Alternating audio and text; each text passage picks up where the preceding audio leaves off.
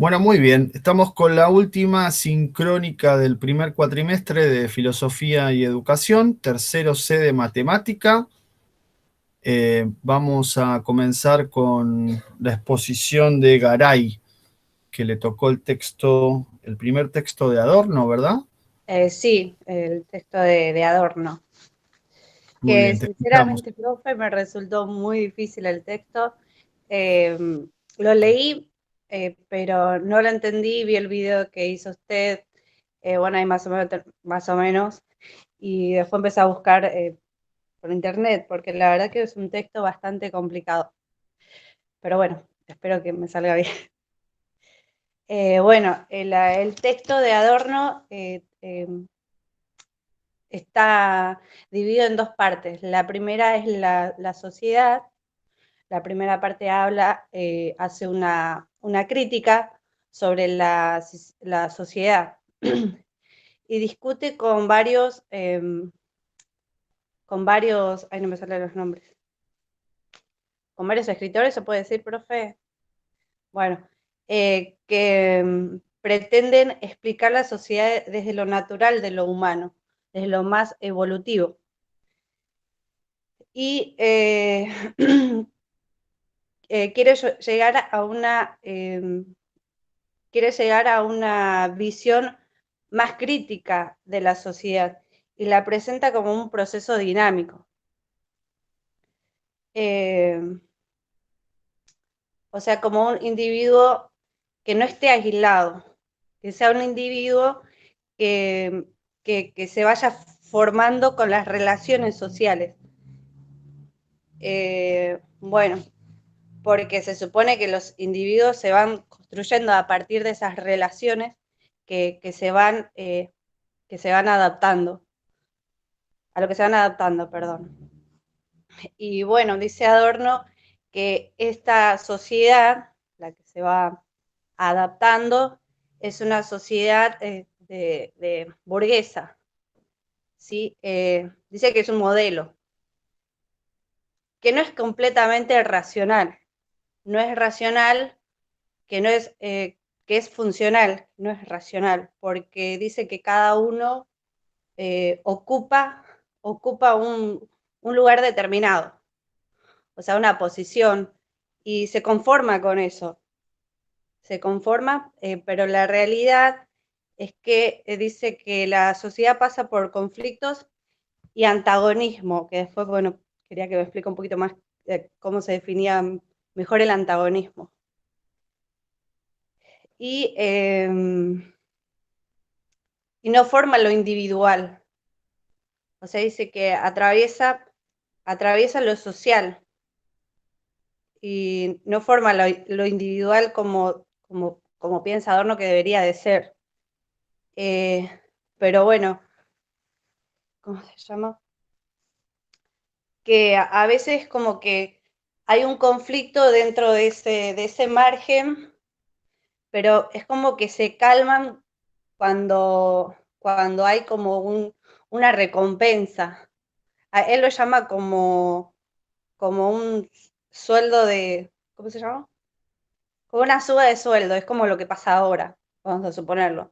Es como que todos hacen paro, dale que quiero aumento, y obtienen esos aumentos, pero siguen ahí formando parte de un estatus piramidal, siguen abajo complaciendo a los de arriba. Es como un modelo, él dice que es como una mirada cuantitativa, porque es un intercambio que hacen por beneficio económico. O sea, ellos quieren crecer, pero estar en la misma posición, no llegar a ser ricos, a llegar a ser ricos.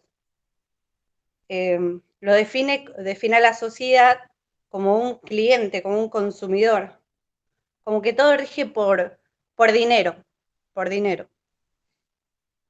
Y, y bueno, dice que bajo esta, bajo esta visión, eh, que hay un esquema de dominación que es de la clase capitalista, la clase capitalista hacia la sociedad más que está, como te dijo en el video, en el pirámide, que están abajo. O los que están abajo, bueno. Pero los capitalistas se muestran productivos, pero a la vez no saben el para qué. Con tal de ejercer ese poder, ellos no saben para qué. Y bueno, la sociedad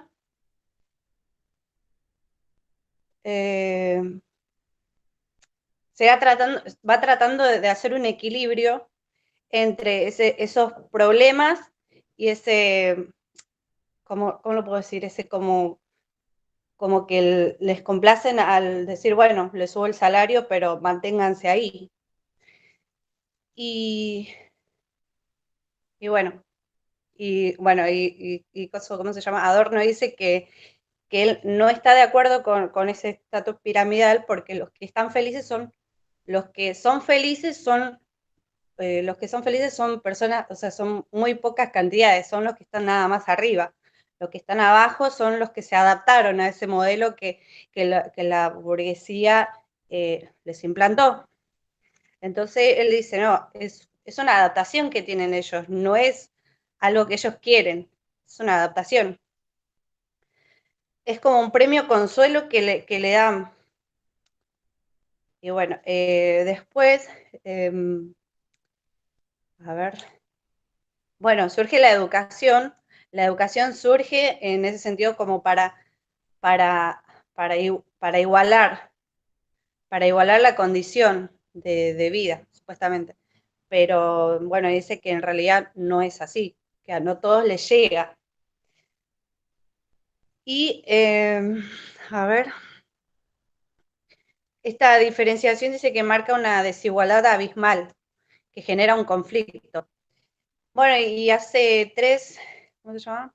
3 separaciones entre adaptación, control y la ideología. La adaptación dice que, bueno, ya se lo dije, que se tenían que amoldarse a esa condición que ponían los burgueses. Bueno, te subo el sueldo, pero manténete ahí, no sigas, o yo qué sé. Para sobrevivir más que nada. Y el control que bueno, que ahora vamos a suponer que se lo podría discutir Adorno.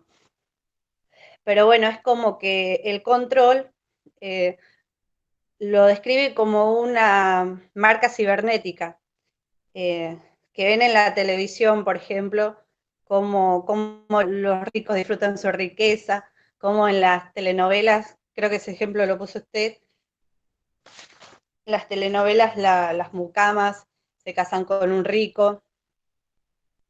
Es como que es algo que nunca le va a pasar a ese individuo.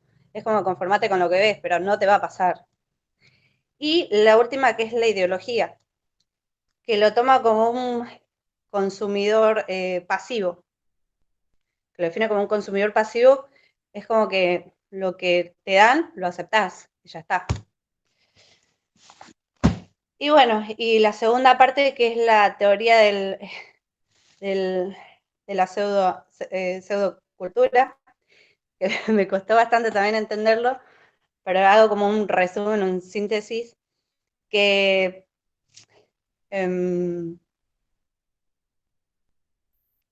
es como que las nuevas generaciones están confrontando a esta metodología de normalizadora que termina en adaptación. O sea, en vez de la educación formar seres libres, independientes, que piensen y que razonen como seres individuales, que es lo que se pretende hacer con la educación, en realidad lo que hace es formar, como él dice, como un invernadero otra vez, como un invernadero que todos sigan las mismas leyes, que todos trabajen para su supervivencia y nada más. Es como que tienen un control de arriba y se tienen que adaptar a eso. Por eso es lo que entendí más o menos de la pseudocultura. Y bueno, eso, profe. Bueno, Niña, sin dudas es un texto muy difícil, eso está claro. Eh, Me parece que se te escapó un poco, digamos, ¿no? Ahora, la pregunta sería, dentro de esos dos apartados, el de sociedad y el de teoría de la pseudocultura, si vos tuvieras que elegir 5 conceptos principales, ¿Cuáles serían? ¿Conceptos? Ujú. ¿Conceptos como adaptación y eso, profe? Claro, por ejemplo. ¿Para discutirlo? Bueno, No, no, elijo los... no, para jerarquizar, porque me parece que un problema que se arma con la exposición oral cuando vos la preparás así es que no termina de quedar claro dónde están los puntos principales del texto. Por eso es tan importante armar un mapa o armar una presentación, porque Sí, yo lo hice muy te textual, ordena profe. y jerarquiza, pero ahora en el aire, digamos, resumiendo lo que presentaste, ¿cuáles serían para vos los 4 o 5 conceptos más importantes que aparecen en este texto? La crítica de Adorno sobre la sociedad, eso es Bien. lo principal. Las comparaciones que hace sobre una sociedad, vamos a ponerlo, que esté libre de normas a una burguesa y a una burguesía, perdón, y la educación que tendrá que tener un papel más importante, que no lo tiene. ¿Y el de adaptación, el concepto de adaptación lo pondrías en este último punto? ¿Dónde lo pondrías? El de adaptación Ujú. y eh,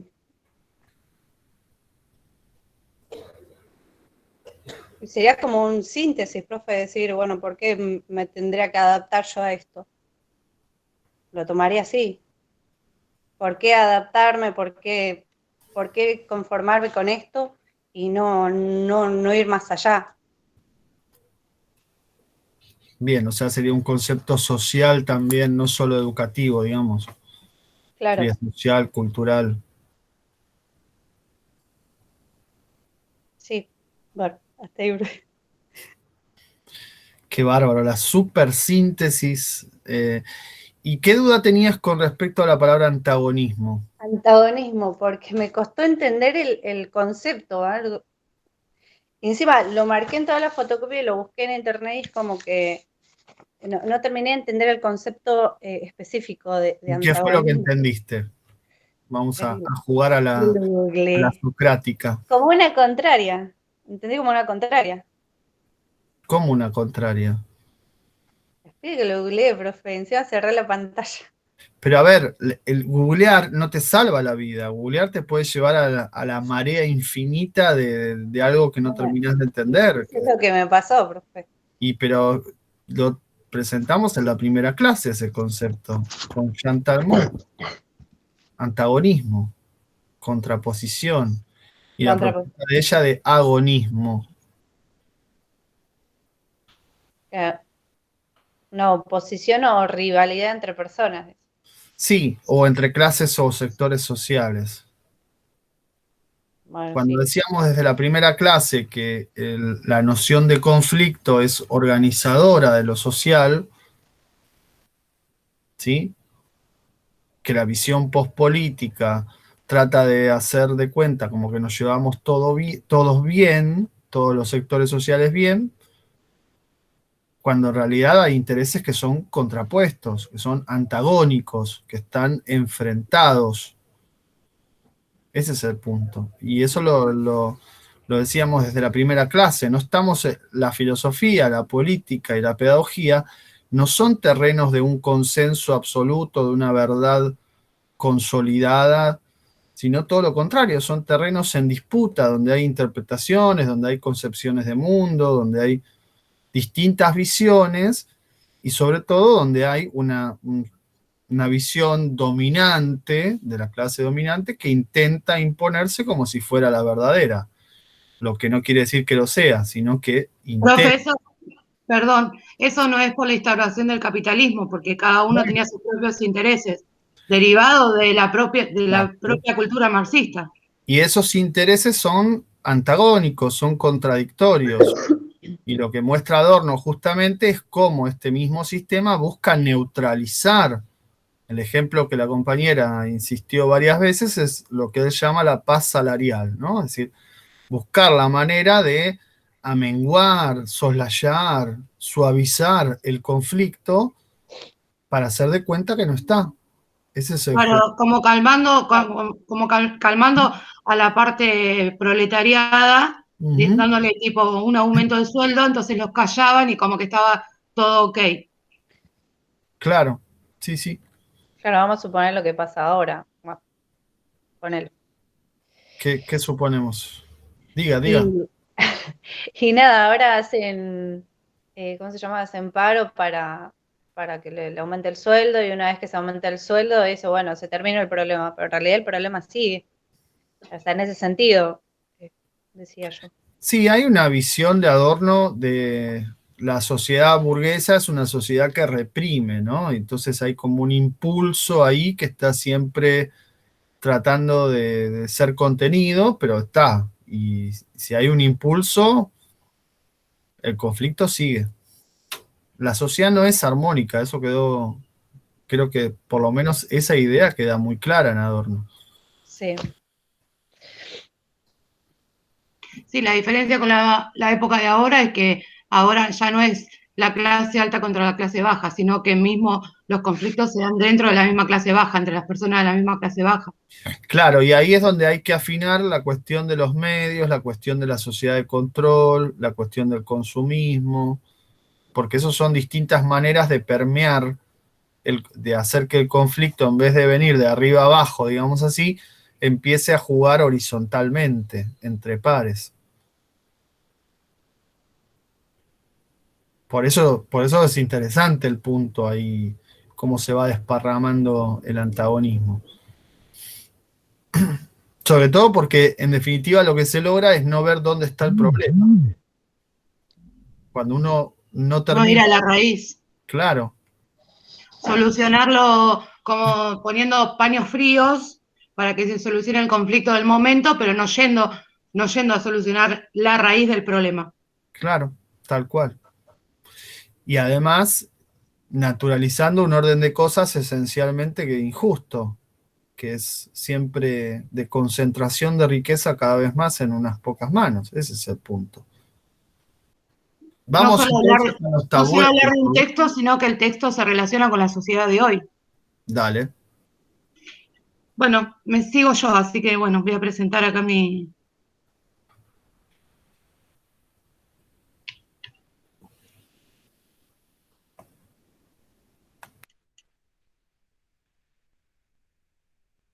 Ahí no sé si se ve.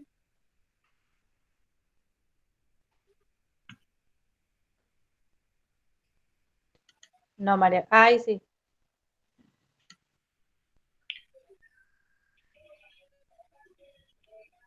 Bueno, a mí la parte que me tocó de Adorno fue... Ahí estoy en la última, esperen.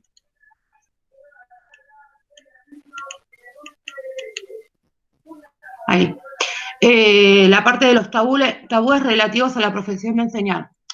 Entonces, lo primero que hice fue investigar quién fue Adorno, y bueno, fue un filósofo alemán, también sociólogo, se inspiró en la música, y bueno, fue reconocido por la teoría crítica que hizo hacia la sociedad marxista, y fue uno de los representantes destacados de la Escuela de Frankfurt.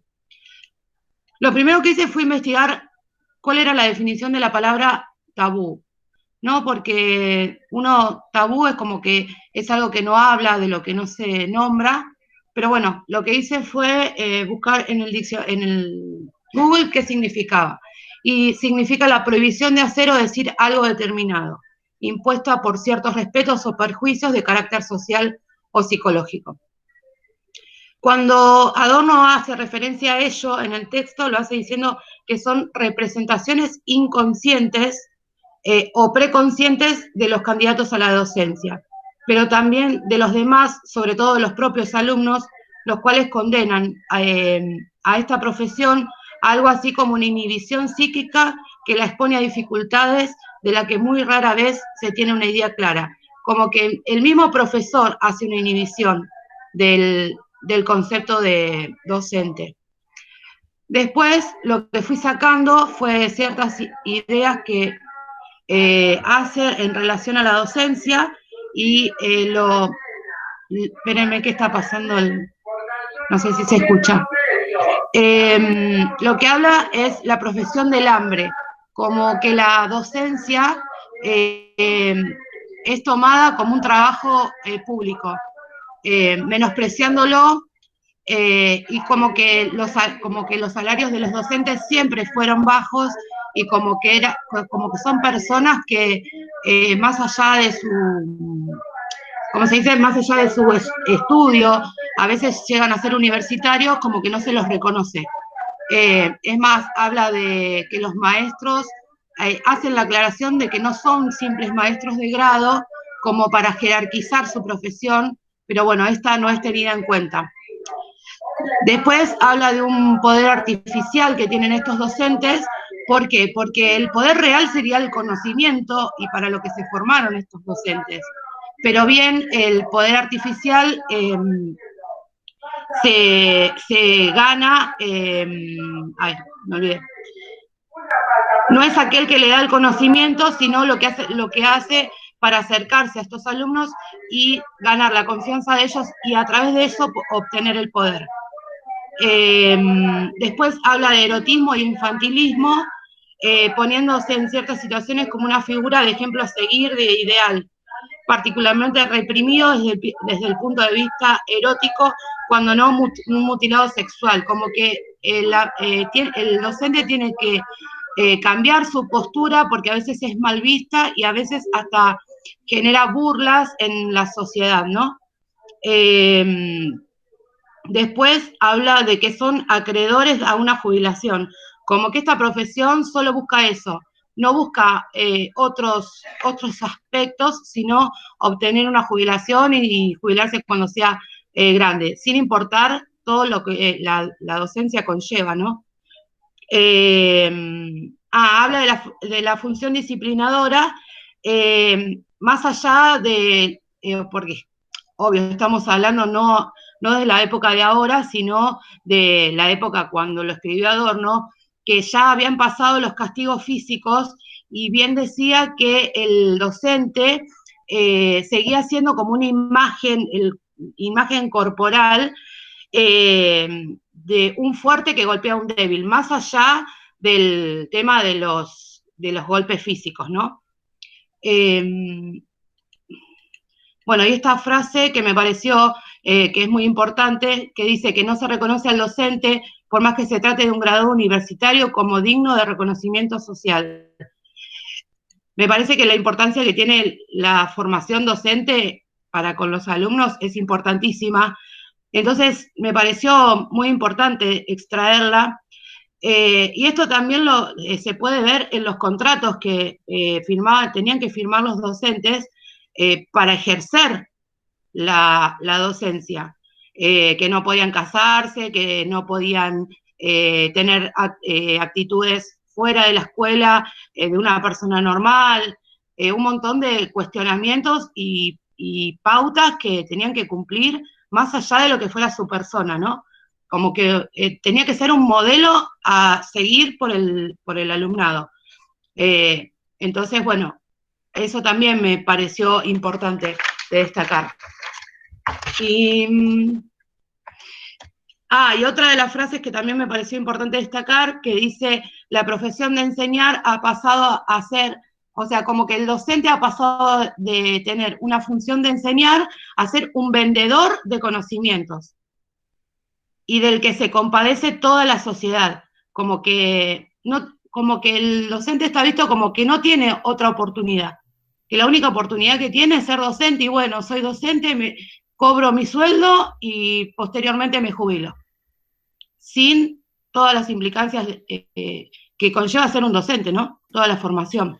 Está bueno esto, perdóname que te interrumpa acá, pero está bueno esto que subrayás y con el énfasis que decís, ¿no? Porque evidentemente la profesión docente no tiene prestigio frente a otras profesiones liberales como el médico o el abogado, ¿no? Que consiguen sus clientes, que obviamente ganan más plata, ¿no? Pero al mismo tiempo genera esa envidia de la seguridad de la profesión, ¿no? Es decir, el hecho de tener continuidad laboral, el hecho de tener jubilación o el hecho de tener una obra social, ese tipo de cosas. Y entonces genera también un desprecio por el lado de la tarea burocrática del docente, que quizás ustedes no la vean ahora, pero es permanente, o sea, es permanente el trabajo burocrático de llenar planillas, completar lo que sea.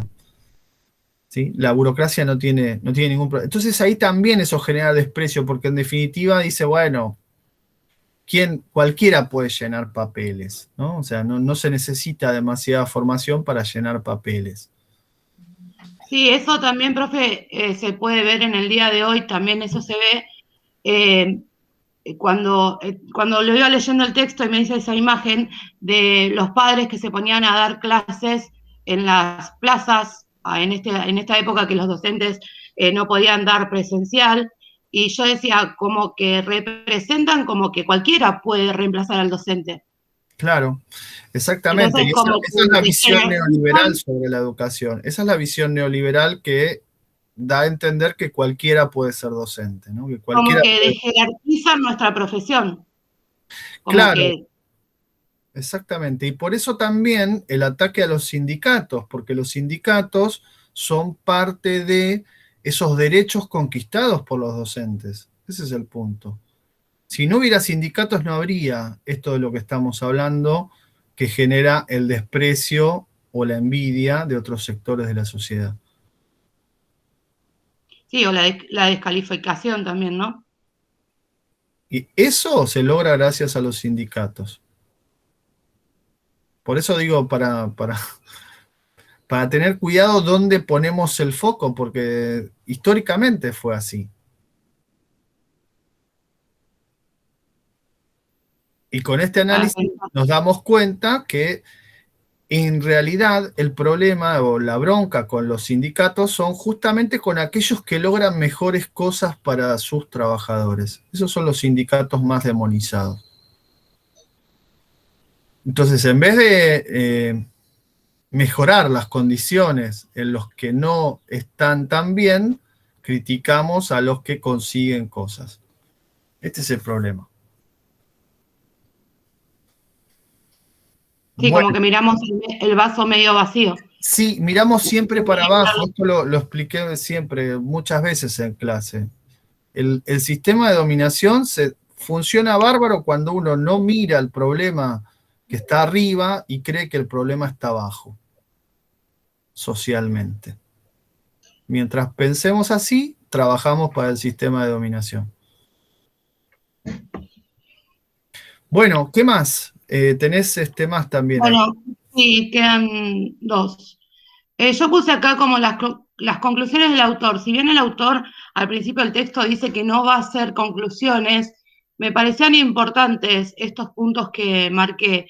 Dice que los puntos neurálgicos tienen que ser tratados ya en la formación del maestro en lugar de orientar a esta en el sentido de los tabúes vigentes. Como que estamos orientando eh, toda la mirada en los tabúes que existen sin preparar, o sea, para poder mejorarlo desde la formación. Después decía, habría que combatir la ideología del mundo cerrado de la escuela, aunque si se abriese totalmente hacia afuera también perdería el carácter acogedor y formativo. Como que la escuela es un mundo cerrado de lo que pasa afuera y como que hay gente que quisiera abrirlo, pero si lo abre totalmente estaría perdiendo el carácter de la escuela, ¿no? Para lo que fue creada en su momento. Después dice, las actitudes autoritarias ponen en peligro el fin de la educación, porque esto lo relaciona con la parte militar, ¿no? En el libro. Y después, como que los primeros formadores fueron militares y dice, sí, como que si no... como que si no le genero al otro el interés o la necesidad de la escuela, como que le estoy imponiendo algo, y esa imposición es el fin de la educación. Y después dice que habría que evaluar hasta qué punto el concepto de necesidad escolar reprime la libertad y la formación de intelectuales. Como que está visto en ese momento como que no había un cuestionamiento, ¿no? Y después lo relaciona Claro, con... y ahí es donde toda la cuestión anterior de la adaptación empieza a tomar sentido. O sea, lo que busca la escuela es personas que no sean críticas, sino que se amolden al sistema establecido, se adapten lo mejor que puedan y punto, ¿no? Ese Tal es el... cual, el que pueda queda y el que no pueda es excluido. Ujú. Y después, bueno, lo relaciona con el concepto de barbarie, relacionado con el perjuicio delirante, la represión y el genocidio. Y yo lo que puse, que oponerse a esta barbarie compete ante toda la escuela y a nosotros como docentes poder ayudar a los estudiantes a lograrlo, como crearle un pensamiento crítico de toda la educación, tanto la esté brindando yo o otro colega. No creer siempre en lo que nos están diciendo, sino enseñarles a tener un pensamiento crítico. Bien, y un poco lo que tratamos de ver es qué significa en esta materia, ¿no? Ese pensamiento crítico, qué implica. Bueno, yo le voy a ser sincera, profe. Bien. La primera lectura que hice, de tener la presentación, la primera lectura que hice del texto, algo sabía de filosofía, o sea, filosofía a qué me apuntaba era a hacer críticas y preguntas sobre todo lo que ya está establecido. Entonces, la primera lectura que hice del texto, de este que me tocó a mí, era tratar de encontrarle la relación al texto con la filosofía. Digo, ¿qué me está diciendo que me cuestione? Y la verdad que no la encontré. Volví a leer ya sin ese pensamiento y encontré un montón de cosas que me empecé a cuestionar de por qué eran así, ¿no? Por ejemplo, por qué no se reconoce al docente, por qué no se le reconoce en su parte monetaria, ¿no? Porque digo, forman profesionales. Y ahí como que le enganché la vuelta al texto, porque la verdad que me había costado un montón entenderlo con ese pensamiento. Tenía eso instaurado. Ujú. Decir, qué me está diciendo que critique? ¿Qué me está diciendo que Sí, lo piense? que pasa es que ahí hay que tener cuidado porque Adorno lo que está tratando es de mostrar un panorama que a nosotros nos viene muy bien en este espacio para, sobre todo, desidealizar la mirada sobre la docencia, ¿no? Se está haciendo eco de una cantidad de prejuicios o representaciones sociales sobre la docencia que son muy incómodas, pero que están instaladas incluso dentro de los docentes, digamos, dentro de los pensamientos de los docentes mismos. Entonces, es interesante para discutir ese tipo de posiciones incómodas, ¿no? Pensar tiene eso, de no nunca estar del todo cómodo con determinada idea, porque justamente sacude, remueve, Si no nos quedamos estancados ahí como que, y bueno, que pase, total. tal cual, tal cual. Bueno, continuamos con Maidana. ¿Está Maidana por ahí? Sí, profe, acá estoy. Dale. Bueno, en mi caso voy a compartir un PowerPoint.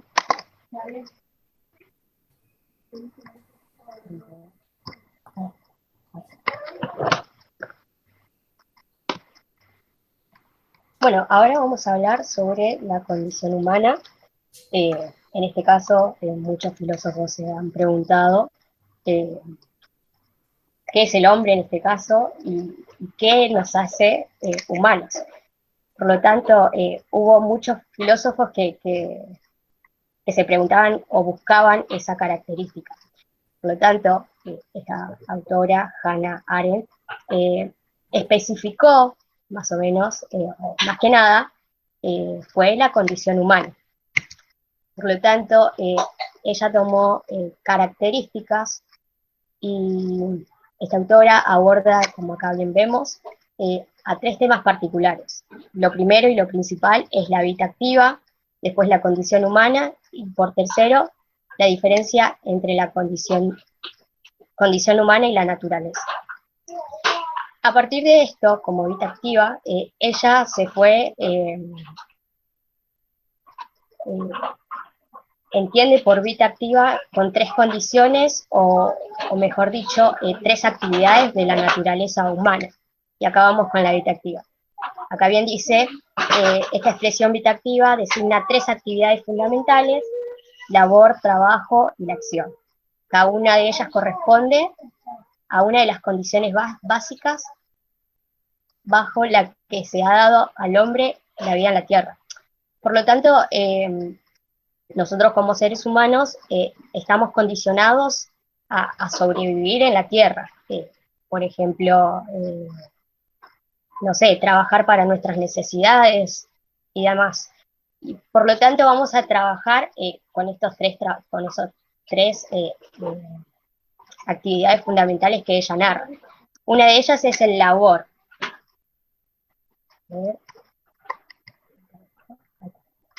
Una de ellas es el labor. La actividad corresponde al proceso biológico del cuerpo humano, o el metabolismo también. ¿Qué quiere decir esto? Esto sirve para asegurar la existencia de la supervivencia individual. Hoy en día nosotros necesitamos, por ejemplo, alimento para poder satisfacernos y poder seguir viviendo. Y su condición es la vida misma, como recién acabo de explicar. Después, por segundo, es el trabajo. Su actividad corresponde a lo natural de la exigencia del hombre. Hannah Arendt dice, proporciona un artificial por un mundo de cosas.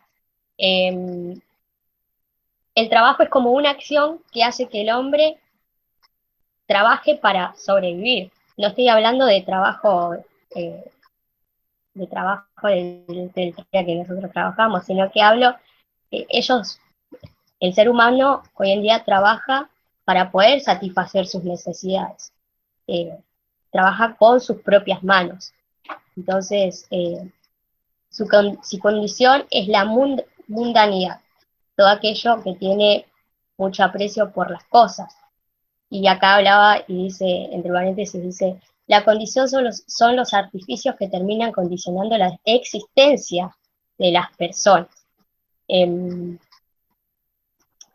Eso tiene que ver donde el ser humano tiene mucho aprecio por Perdón las que cosas. interrumpa ahí. ¿Es artificios o artefactos? Artefactos. Sí, artefactos. Parecía medio rara, porque artificios da a entender otra cosa, ¿no? Por eso, cuidado ahí. Bueno, perfecto. Disculpe. Bueno, la tercera es la acción. Es todo aquello que hacemos sin la medición de las cosas. Acá yo había puesto, o sea, para poder entender bien esto, busqué como un ejemplo de cómo ella comprendía esto, y uno de esos eran las hazañas. ¿Y qué significa esto? Es la acción de gran esfuerzo y valor que nosotros obtenemos algo. Por eso ella se refiere a todo aquello que hacemos sin la medición de las cosas. Y su condición es la pluralidad. Bueno, acá expliqué más o menos sobre la pluralidad, y dice, es la condición per quam de toda vida política. No es más sin ni cuan, o sea, ya no es más esa palabra. Por lo cual, es la razón que se da a la vida política.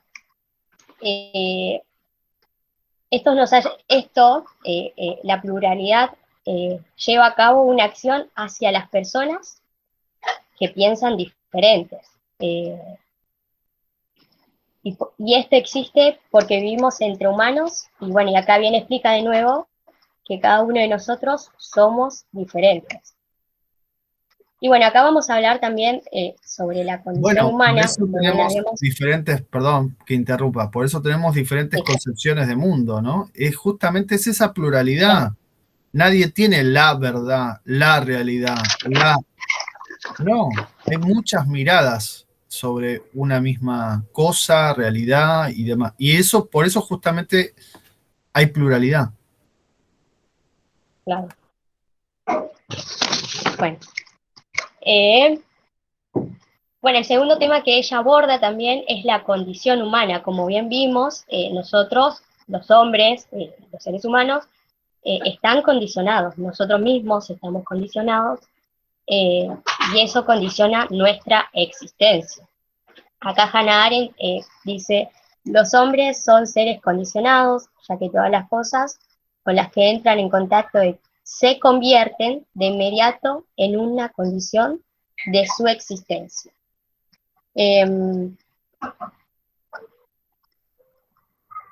Nosotros como seres humanos, o sea, los seres humanos poseen, lo que quería decir esta autora, poseen una doble condicionante, lo natural, estos tres pasos estas tres actividades que pudimos ver, y la segunda es todo aquello que producimos como género humano.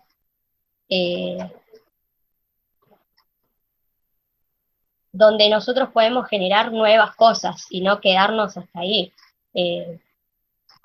Bueno, ahí voy. Y por último, o sea, tercero, la naturaleza humana. Acá hubo una gran diferencia. ¿Por qué? Porque la condición humana no es lo mismo que la naturaleza humana. Hannah Arendt resalta que, diciendo, resulta muy importante que nosotros podemos saber definir las esencias naturales de todas las cosas que nos rodean. Seamos capaces de hacer lo mismo con nosotros mismos, ya que eso supondría saltar de nuestra propia zona. ¿Y qué quiere decir acá? Ella se refiere a las cosas en las que, o sea, la condición humana se refiere a las cosas en las que se desenvuelve la vida de los hombres, que es el labor, la acción y el trabajo, y la naturaleza, ella explicaba que nosotros mismos no podemos conocer la naturaleza humana, sino que tendríamos que situarnos fuera de nosotros mismos para poder definir nuestra naturaleza humana. Por lo tanto, después ella explica que hacía falta un Dios para que pueda definir nuestra naturaleza humana. Y bueno, y acá ella explica, hace falta ser un Dios que pueda conocerla y definir esa naturaleza humana, y el primer requisito sería que hablara sobre un quién como si fuera un qué. Bueno, entonces estaría bueno ahí subrayar que somos seres condicionados, estamos condicionados por la sociedad, estamos condicionados por la naturaleza, o sea, estamos limitados, pero no determinados.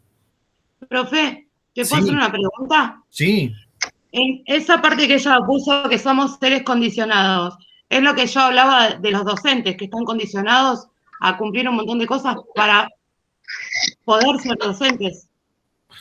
condición quiere decir que estamos limitados. Yo, por ejemplo, biológicamente no puedo volar. Quizás sí en mi fantasía, pero en mi constitución física lo impide. Eso Pero es por un... una naturaleza humana. Yo te Claro. hablo de la parte social. Bueno, ahí la pregunta es si la mirada social condiciona o no. Y yo calculo que sí, porque si vos sos un docente no te puedes estar, perdón la expresión, pero fumando algo en la puerta de la escuela. Te Bueno, condiciona al docente. condiciona y determina. Y sí, porque imagínate que me vea No. algún superior. Vos podés No, y hacerlo. algún superior. Bueno, pero eso, ahí está la consecuencia, ahí tenés la consecuencia de la libertad, digamos, pero podés hacerlo, no estás determinado. Que esté prohibido no quiere decir que no se pueda hacer. No, pero lo que te digo es, si te ve algún superior haciendo eso, No, más vale porque que te si hagas no, un sumario y... el discurso del condicionamiento llevado al extremo, te diría que todo lo que haces, todo lo que hacemos, está determinado por la naturaleza humana. Y eso es insostenible. ¿Ya está, Maidana? ¿Ya terminó? ¿No faltaba más? Perdón que interrumpí. Sí, profe, ya está. quería abarcar también un poquito, como usted decía también, que esta condición no es total, porque si no, no podríamos nosotros crear nuevas cosas. O sea, eh, eso era lo que usted también explicaba hace un ratito. Claro, tendríamos que estar absolutamente destinados a usar, por ejemplo, digamos, ¿cómo se fabrica un objeto? ¿Cómo se inventa un objeto? Tendríamos que estar condenados a lo que ya existe y no podríamos transformar nada si estuviéramos determinados. Me parece que faltó una parte del texto de la cuestión de lo público y lo privado. No sé si lo tenés presente.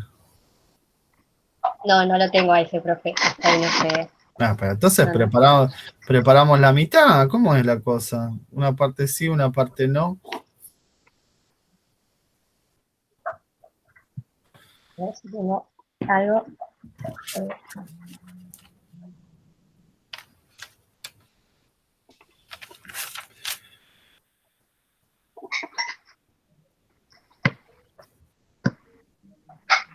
Bueno, ¿algo más que quieras agregar?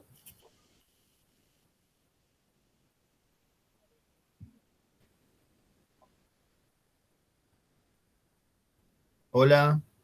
Bueno, acá agrega un poquito sobre la esfera pública y la privada, que, que bueno, había unos griegos, que el primer ámbito social en la familia lo constituía una vida privada, y el segundo ámbito de la sociedad lo constituía una vida pública. Y Arendt fue quien tomó esta idea y dice que dentro de la pública tenemos a la acción y al discurso. Perdón.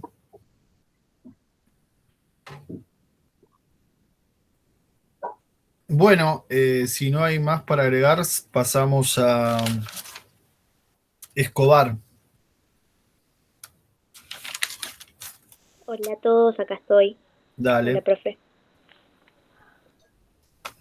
A ver si puedo compartir la pantalla. Dale.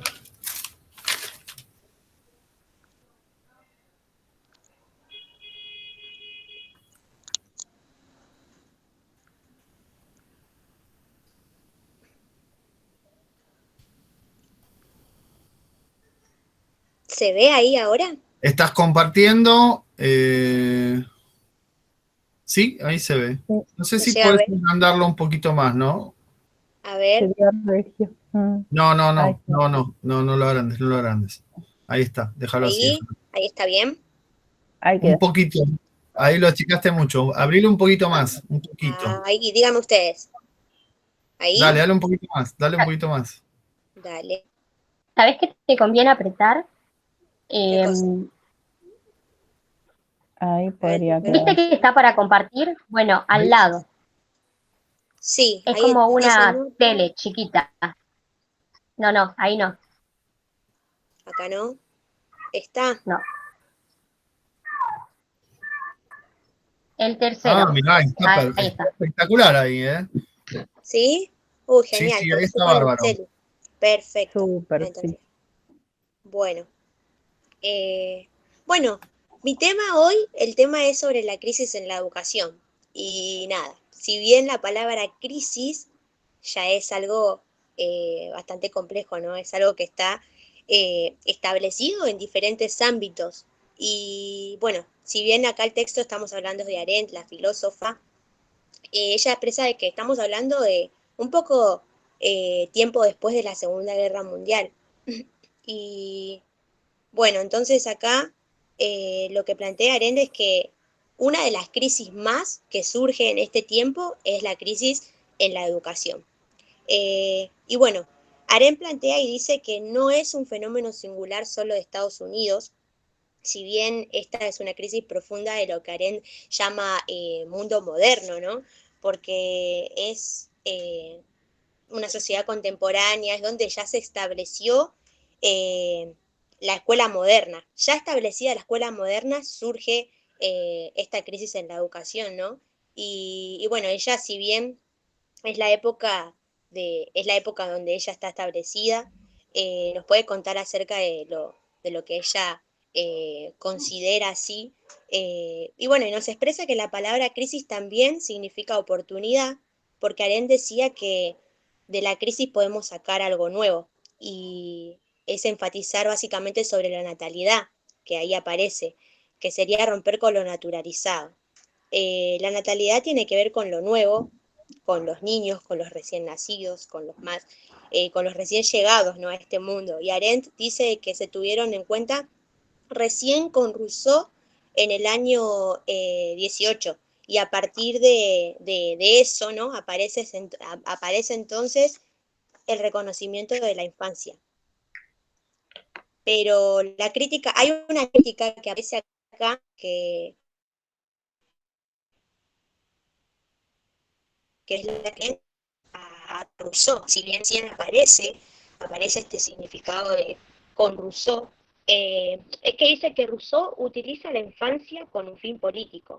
Y es ahí donde quiero destacar que es lo que ella dice, que la educación y la política tienen que ir por un lugar separado, tienen que estar separados.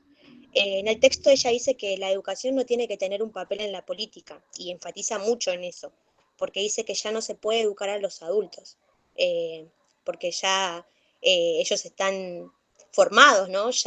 Los adultos, si bien, bueno, nosotros tenemos varias edades acá, pero llega un momento donde ya el mundo es un mundo viejo, ¿no? Y ella plantea que la educación y la política no se tienen que unir tanto, sino que tienen que ser consideradas en ámbitos distintos, que es mejor estar separados, hay que separar, en fin, separar la educación de la política.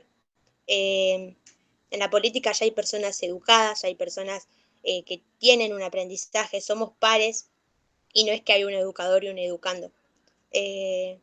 Arendt dice que tampoco hay que educar a los niños en un mundo utópico, porque es como una manera de imponer un mundo viejo, digamos. Es el mundo de los adultos. Entonces se impone lo viejo y no se deja al niño como soñar o como crear su propio mundo. ¿Se va Qué entendiendo? importante esto, perdóname que te interrumpa acá, qué importante esto Sí, que acabas de decir, y por eso era tan importante recordar el concepto de natalidad ya en el texto anterior, ¿no? En la sí. condición humana, porque esta cuestión de la pluralidad y la natalidad, cada uno como un ser único, irrepetible, el acontecer de lo nuevo frente al mundo como lo viejo, son todos temas muy importantes. Son importantes, y también eh, destacar que es complejo también poder llevar esto, ¿no? Yo pensaba y decía, ¿cómo lo llevo? ¿Cómo lo hablo? Porque es verdad, si bien un niño está naciendo y ya nace en un mundo establecido, en un mundo donde ya hay adultos, en un mundo viejo, digamos. Entonces es lo que decía justamente, que se impone lo viejo y no se deja a los niños soñar o crear su propio mundo. Se impide particularmente lo nuevo, y que ellos puedan desarrollar ese propio, eh, ese propio mundo, digamos, ¿no?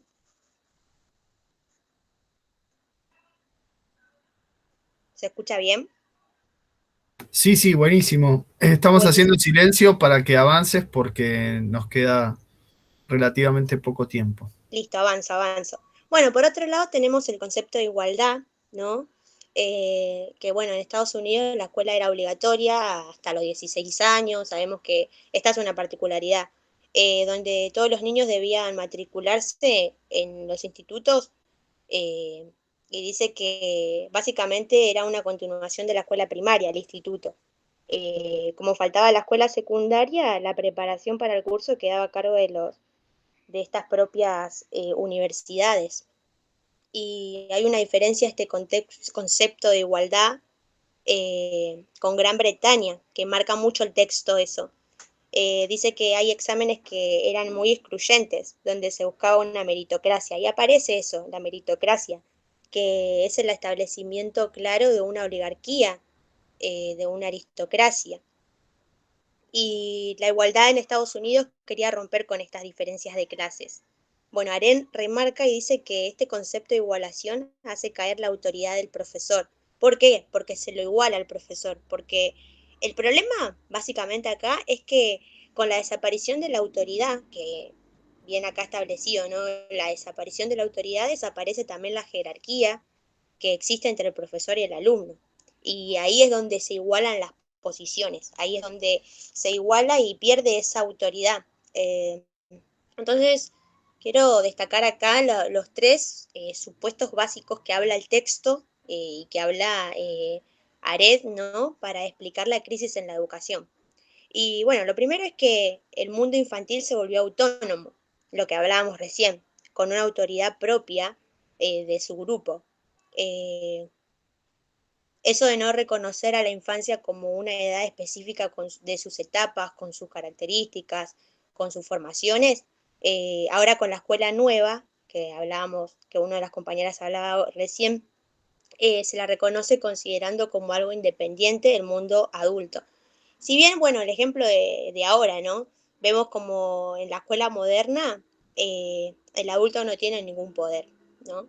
Eh, y bueno, en segundo lugar, la pedagogía como ciencia de la enseñanza. Estamos hablando acá de la crisis de la enseñanza. Y bueno, quiero dar este ejemplo, ¿no? Un maestro, si se piensa así, es una persona que puede enseñarlo todo, que está preparado para poder enseñar. Incluso nosotros como profesores vamos a estar preparados para poder enseñar y no especializados en una sola asignatura específica.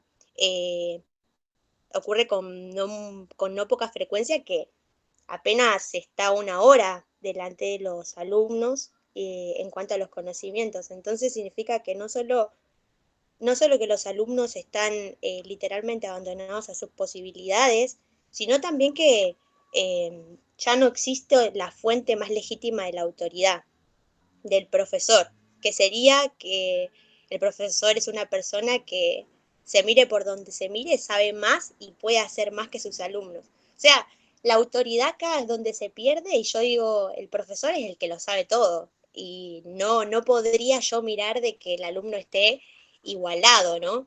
Pero bueno, en este caso sí, entonces es el segundo supuesto básico que plantea Arendt en el tema y yo lo quería destacar acá.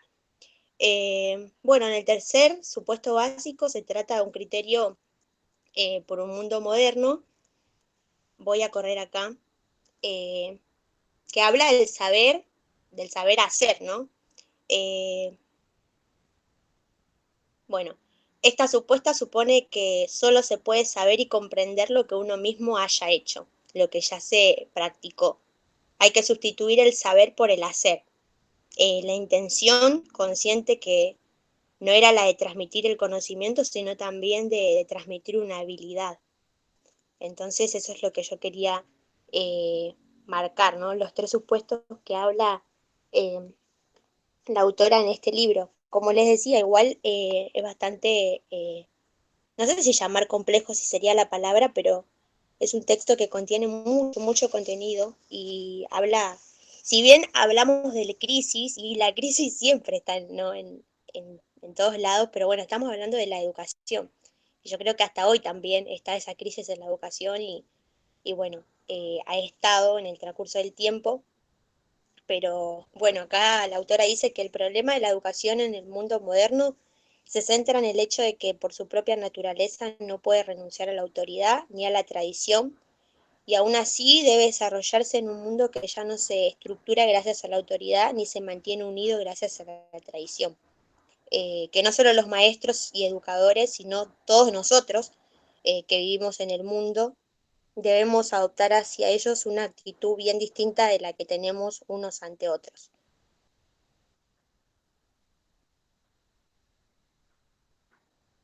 Ahí estamos.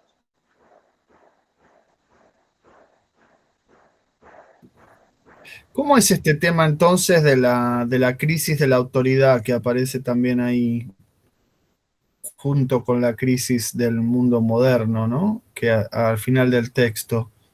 Sí, estamos hablando de la crisis de la autoridad del profesor, ¿no? Sí, además. También. Claro. Bien. Claro, también.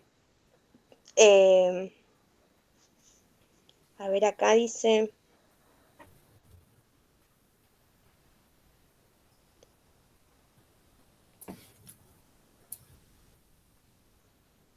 eso de lo que estaba hablando ahora es lo que yo pude armar. Ahora estoy con el texto y estamos hablando de ese poder, ¿no? Eh, a ver, acá al final del texto dice,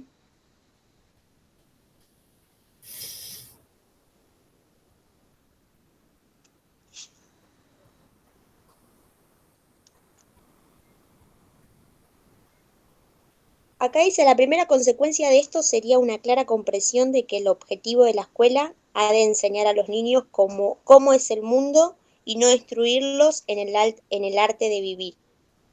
Como el mundo es viejo, siempre más viejo que ellos, el aprendizaje se vuelve inevitable. Y ahí dice eh, eh, que bueno, se vuelve inevitable hacia el pasado por mucho tiempo que se lleve el presente.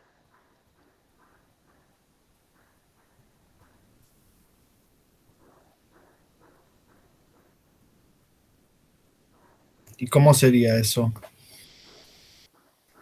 Ahí es donde aparece la figura del maestro como aquel que mantiene una cultura, conserva y reproduce una cultura, pero esa cultura es lo viejo también frente a lo nuevo de la natalidad. Sí. ¿Cómo se legitima esa autoridad docente que está en crisis justamente?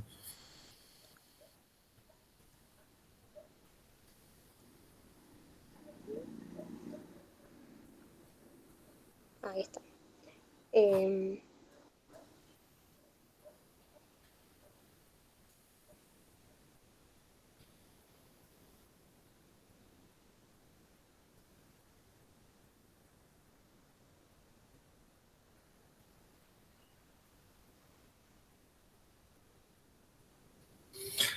Bueno, dejamos la pregunta. sí, podemos hacer Es un así, tema, si pasa esto en una clase, ¿qué hago? Esta sería la pregunta, también sobre la pregunta. exactamente. ¿Qué hago? Si lo que tengo preparado no responde a la pregunta, ¿qué pasó? ¿Se terminó la clase? No.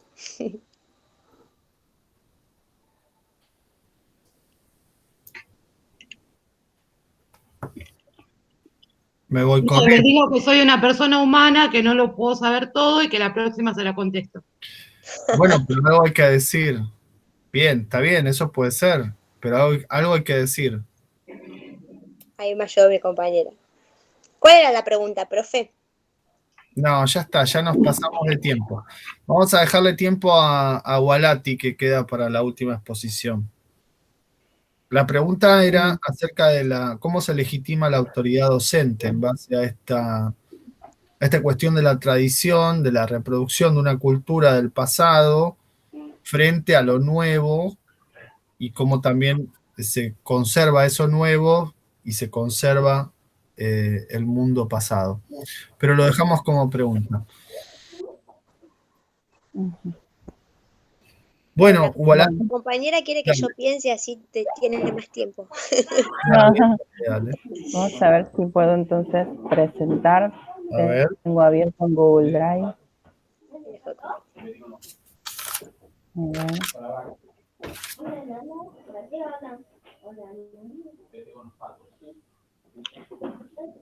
Mm,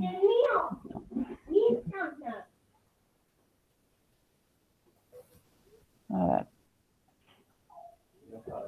Entro a la parte de presentación. Una pestaña, porque Una en pantalla pestaña. completa una pestaña. Ah, acá.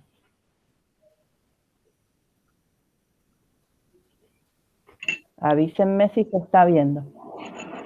Todavía no, todavía no. Tarda igual en aparecer, Eri. Sí, sí, tarda, tarda. Bueno. Jardín y la gentita. ¿Me das un beso a la ceño? Ahí está. Guardo y le doy a la ceño. Ahí está. Ahí está, muy bien. Bueno, Te escuchamos. a mí me tocó hablar, bien, a mí me tocó hablar sobre Gadamer. Fue muy interesante. Si bien es, digamos, creo, sencillo de entender, me gustó eso del texto. El título de este texto es La educación es educarse. Entonces, bueno, Gadamer es un filósofo alemán que la verdad es lindo de ver lo que te va contando el texto, todos los idiomas que pudo ir estudiando, y entre ellos, bueno, al haber aprendido castellano, eso también le dio lugar de poder venir a estar como profesor invitado en nuestra Universidad de Tucumán. Entonces, bueno, empieza el texto con unos párrafos de él donde habla sobre el aprendizaje, sobre la educación. Quise tratar de hacerlo lo más simple posible porque es rico y quería que sea simple de presentar. Entonces, lo primero que puse fue el aprendizaje como asunto interno de cada cual. Él dice, vamos a la segunda, que el educarse es un verbo reflexivo. ¿Esto qué quiere decir? Que primero tiene que ser algo interno de uno, algo que venga de adentro, ¿no? Aprendizaje, asunto íntimo de cada cual. La educación consiste en la responsabilidad, dice, de educarse uno mismo, de educarnos a nosotros mismos. Si bien uno puede y uno tiene una primera educación con los padres, digamos, con los padres en la casa, porque son los primeros que nos enseñan. Después también tenemos a los maestros que nos enseñan, pero es una parte, digamos, muy pequeña, podemos decir. Ellos nos van a dar una guía, los primeros pasos en esa educación, pero la responsabilidad mayor, lo que entiendo por lo que leí, es de parte nuestra. Si bien, como dije en un principio, nuestros papás y maestros en la escuela nos van a enseñar a dar esos primeros pasos, nos van a acompañar, nos van a digamos, ay, se me fue la palabra, van a hacer que esa responsabilidad que nosotros tenemos que después seguir teniendo se vaya formando, ¿sí?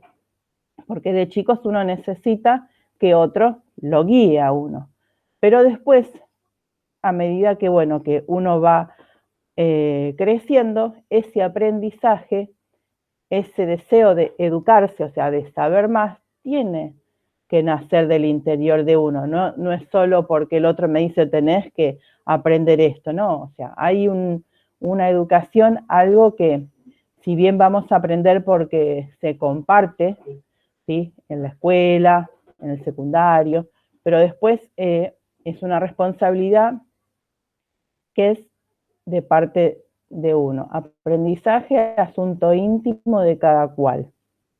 Acá, con respecto, espera, antes de venir acá, él dice, o sea, que es importante tener una mente curiosa, ¿no?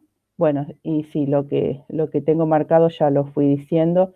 La primera guía que la tenemos en casa, en la escuela. Sumé también decir, también podemos tener una primer guía en la iglesia, pero en definitiva, después uno va eligiendo cómo seguir educándose.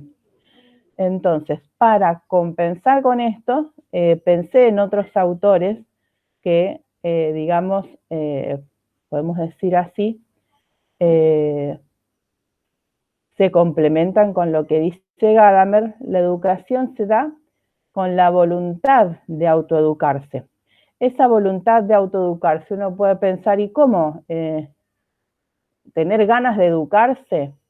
Si pensamos en autoeducarnos, pensé yo en lo que, por ejemplo, dice Piaget. Piaget, si nos ponemos a pensar en los primeros tiempos de la vida, en los primeros momentos de la infancia, Piaget nos habla de estados de menor conocimiento a un estado de mayor conocimiento.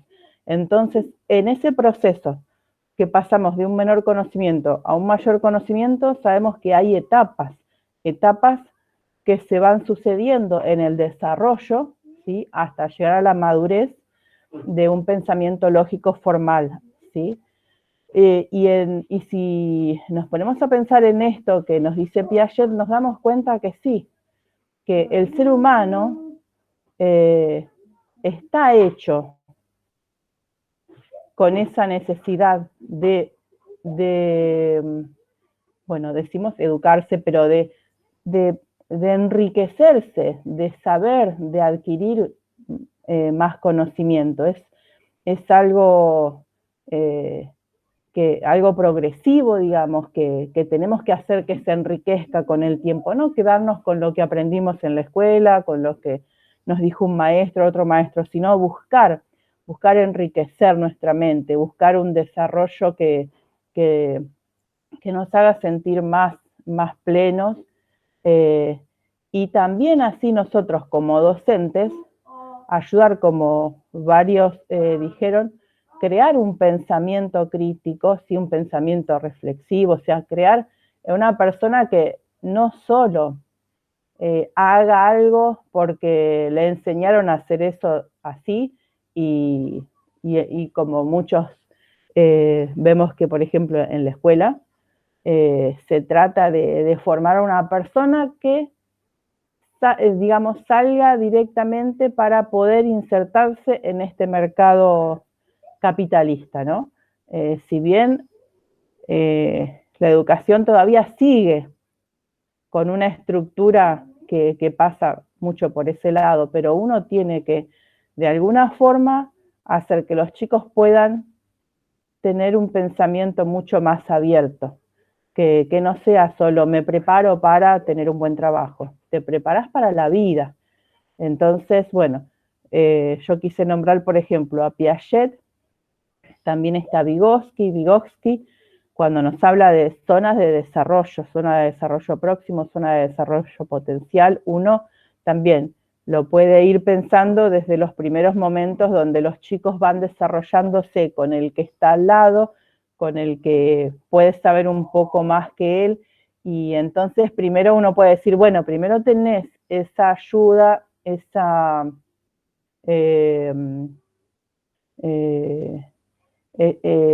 sí, o sea, esa motivación externa, pero después la motivación tiene que ser interna. Y hablando de motivación, esto lo conversé con otro compañero y quise buscar material sobre esta otra persona que se llama Bernard Charlotte, que habla sobre motivación, que cómo motivar al alumno a la educación, al desarrollo, y me interesó, no pude, la verdad, empecé imprimiendo materiales de Charlotte, pero no puedo decir mucho porque no pude preparar esta parte, pero quería enriquecer también con ese texto, pero bueno, sí me quedé y me gustó lo que me compartía este compañero que me decía que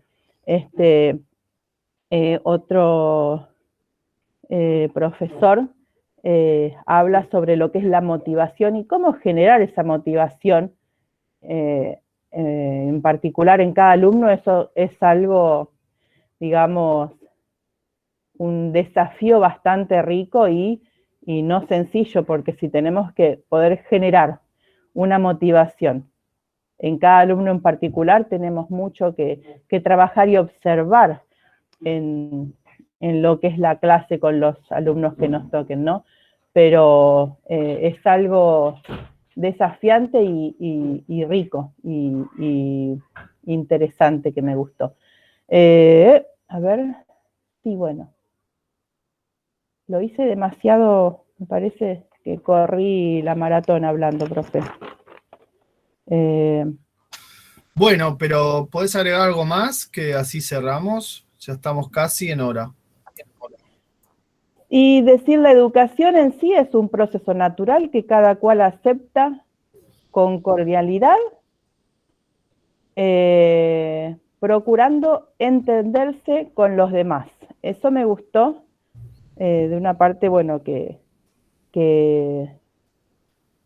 de casi del final del texto, porque él conversa, tiene este texto, está, digamos, cuando él vino acá a la Universidad de Tucumán, y hay momentos donde, por ejemplo, él decía, quiero escucharlos, porque aunque es una persona tan grande, pero dice, quiero escuchar y aprender de ustedes, y a mí me dejaba como leyendo y queriendo ver más de lo que decía, porque él dice la importancia que es el poder observar, escuchar y ver cómo los demás viven una experiencia, pasan un momento, porque uno a veces se queda con lo que uno vivió, con lo que uno se Sí, fue ahí desarrollando. aparece el tema del diálogo y de la comprensión que aparecía en el otro texto. Pero Fede, ¿no diría para el lado de la hermenéutica? Más que nada. Claro, tal cual. Por eso Sí. es tan interesante en realidad cruzar los dos textos, ¿no? Mil disculpas. Yo Igual también pensaba habla, también, creo que habla sí. más allá de la escuela, ¿no? Porque va desde que la persona nace y como que uno se educa y se va superando a uno mismo permanentemente en toda la vida. No solo educación Claro, formativa, ¿no? exacto. Muy bien. Es más, Bueno, el autor critica, a ver, le da con un caño lo que era, un poco en lo que era el aspecto pedagógico del docente, si lo decimos con otras palabras. Esa forma inauténtica, si lo podemos decir, de la conversación pedagógica en sí. Porque dice todo el día hablando del profesor y los alumnos, ¿qué hacen? Los estudiantes, ¿qué hacen? Se quedan ahí mirando y preguntando, y bueno, dale. Y a eso le llamamos diálogo. Y claro, vamos a un monólogo y es más fácil. Decir. Como cuando el profesor pregunta, claro. ¿entendió? ¿Entendieron? Y nadie contesta. No hay diálogo, se cortó el diálogo. Bueno, Sí. chiques, muy bien, tenemos que Bueno. cerrar. Bien, a ver si, no sé si como dejé de compartir, más o menos. Ahí está, muy bien. Quedó abierto, ahí está. Bueno, buen receso, que estamos muy cansados. Que sigan bien. Gracias. Gracias, Para profe. todos. Que descansen Hasta la todos. próxima. Nos vemos, chicos, cuídense. Chao. Gracias, profe. Chao, Chao. chao. Adiós.